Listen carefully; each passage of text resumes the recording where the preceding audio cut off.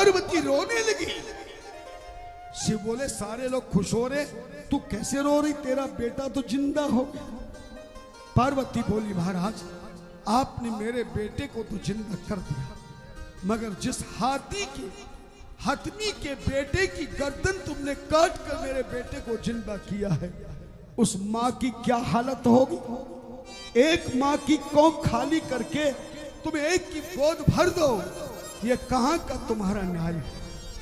जैसे ही पार्वती ने कहा, शंकर भगवान जोर जोर से हंसने लगे। शिवजी से बोली महाराज आप हंस क्यों रहे हो।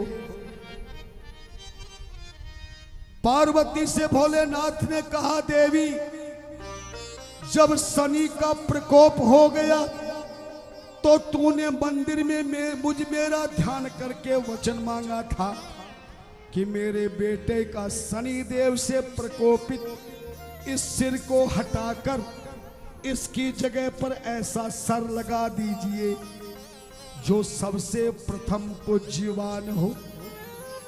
देवी तेरे वचनों को पूरा करने के लिए मैंने लीला करके झगड़ा किया, झगड़े में रगड़ा और रगड़ा भी तगड़ा किया, इसीलिए तेरे बेटे की गर्दन अलग करी और जिस हाथी का सर काट के मैंने लगाया है उस हाथी को दुर्वासा ऋषि का वरदान है कि यह मेरे द्वारा लगने पर सदा देवताओं में सबसे पहले पूज्यवान हो जाएगा।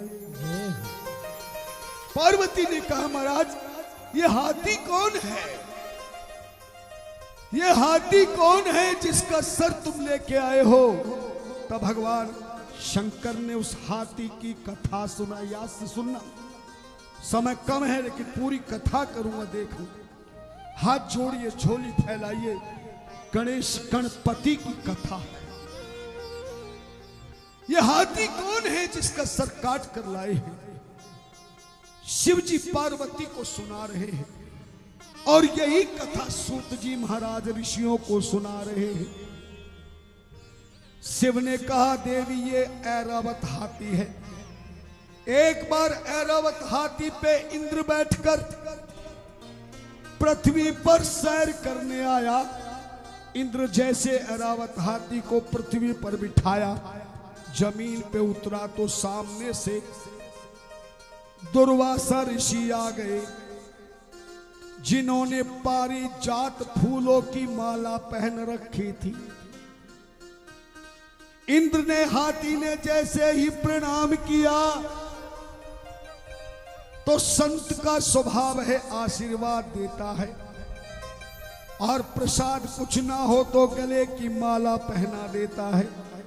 याद रखना मेरी माता बहन बेटियों, पहली बार कथा, अगर जिंदगी में व्यास गद्दी से कभी तुम्हें फूलों की माला मिल जाए, फूल मिल जाए, क्योंकि व्यास गद्दी दुनिया की सबसे बड़ी गद्दी है जहां ज्ञान देने के लिए विद्वान विराजमान होते हैं। अगर कोई देवताओं की पहनी हुई माला तुम्हें पहना दे, चरणों में चढ़े पुष्प कोई तुम्हें प्रसाद रूप में दे दे, तो हमें उसका तिरस्कार नहीं करना चाहिए। इंद्र ने ऐसा ही किया। धन्यवाद। जैसे ही दुर्वासा ऋषि ने पारिजात फूलों की माला उस इंद्र के गले में डाली तो इंद्र इस माला का रहस्य नहीं जानता था। उसने अपने गले से उतार करके अपने ऐरावत हाथी की गर्दन पे डाल दी। हाथी का स्वभाव है अचानक कोई चीज हाथी की गर्दन पे आती है तो हाथी को क्रोध आता है।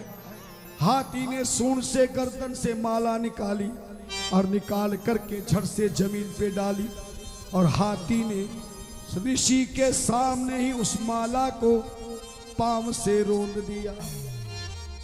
कोई संत तुम्हें माला आशीर्वाद में पहनाए, हाँ है, और तुम उसके सामने उसे गले से उतार करके तुम नीचे रोंद डालो तो संत आपको श्राप देगा कि नहीं देगा।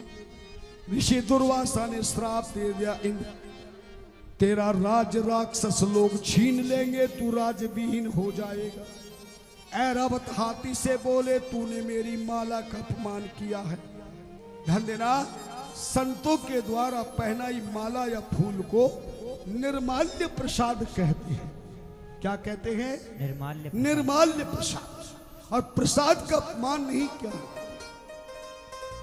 महाराज ऐरावत हाथी को श्राप दिया, जिस गले से तूने मेरी माला को उतार कर नोचा है, जा मैं तुझे श्राप देता हूं। अब तो इंद्रलोक का हाथी ऐरावत नहीं रहे, पृथ्वी पर जाकर साधारण हाथी का रूप धारण करेगा और जन्म लेते ही तेरी गर्दन धड़ से अलग कर दी जाएगी।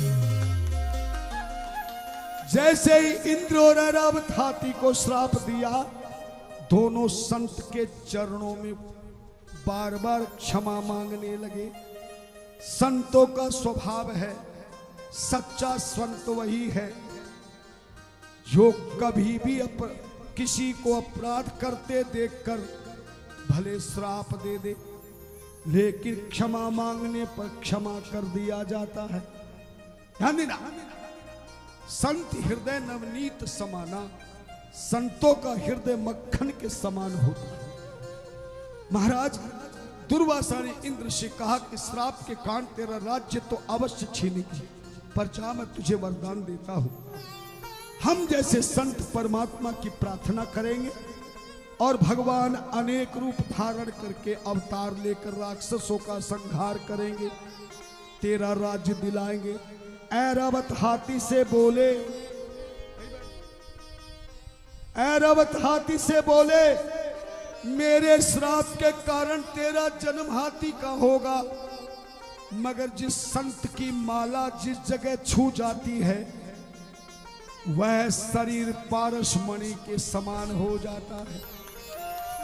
जैसे कले हुए लोहे को भूलकर भी पारसमणि छू लेता है तो वह लोहा सोना बन जाता। पारस परस कुधात सुहाई, तुलसी जी लिखती, तेरी गर्दन इतनी पवित्र हो गई है, तेरी गर्दन इतनी पवित्र हो गई है कि तेरी गर्दन को कोई और हथियार नहीं काट सकेगा। जा मैं वरदान देता हूं, भगवान शिव लीला करेंगे और तेरी गर्दन को काटने के लिए भगवान विष्णु को चक्र सुदर्शन चलाना होगा। और जैसे ही तेरी गर्दन विष्णु के चक्र सुदर्शन से कटेगी, तेरी धड़ मेरे आशीर्वाद से इंद्रलोक में चली जाएगी और बिना सर की धड़ इंद्रलोक में पहुंचने पर फिर से तू ऐरावत हाथी बन जाएगा और तेरी गर्दन भगवान शिव ऐसे देवता पर के धड़ पर लगाएंगे जो सबसे पहले पूजनीय बन जाएगा। हे देवी, वही ऐरावत हाथी आज जन्म लिया था, दुर्वासा का वरदान मुझे पूरा करना था और तेरे कहे गए वचन का शनिदेव की गर्दन को हटाना था। पार्वती बड़ी प्रसन्न हो गई।